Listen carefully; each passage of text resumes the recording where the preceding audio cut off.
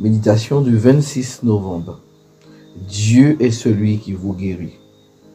Je suis l'Éternel qui te guérit. Exode 15, verset 26. Dieu se présente dans les Écritures comme celui qui guérit ceux qui ont le cœur brisé et pansent leurs blessures. Psaume 147, verset 3. Comme le grand médecin dont nous les malades avons besoin. Matthieu 9, verset 12. Comme celui qui nous guérit. Il est réconfortant de voir que le Père s'intéresse à ce que ses enfants soient sains dans tous les sens du terme.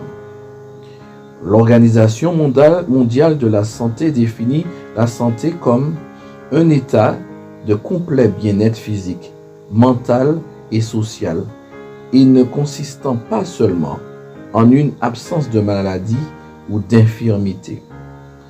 J'ajoute bien sûr l'aspect spirituel, dont l'absence a un fort impact sur notre santé, particulièrement mentale. Et cela est tellement vrai qu'aujourd'hui, les experts affirment ouvertement que la psychologie moderne n'est pas à la hauteur si nous n'ajoutons pas la croyance en quelque chose de plus grand que nous-mêmes et qui donne un sens à notre vie.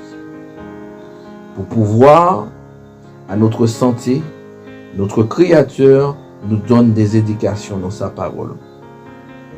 Concernant le bien-être physique, Dieu nous instruit, surtout dans Genèse et Lévitique, sur ce que devrait être notre alimentation pour que nous jouissions de rendements physiques et intellectuels optimaux.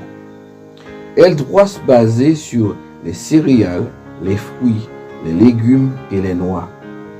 Si nous ignorons cela et abusons d'autres types de produits d'origine animale ou de restauration rapide, nous le payerons très cher.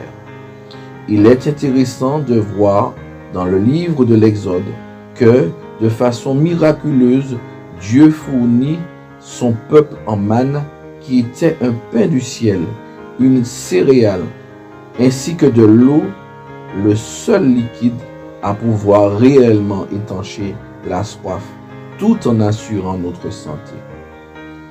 Concernant le bien-être social, Dieu nous a donné le sabbat pour que nous nous unissions à lui et à nos frères dans la foi. Le repos est évidemment important aussi pour le bien-être physique. Dieu a créé le sabbat pour qu'un jour par semaine, nous nous reposions de tout notre travail, santé physique, et nous consacrions à la relation avec lui-même, avec lui et le prochain, santé spirituelle et sociale.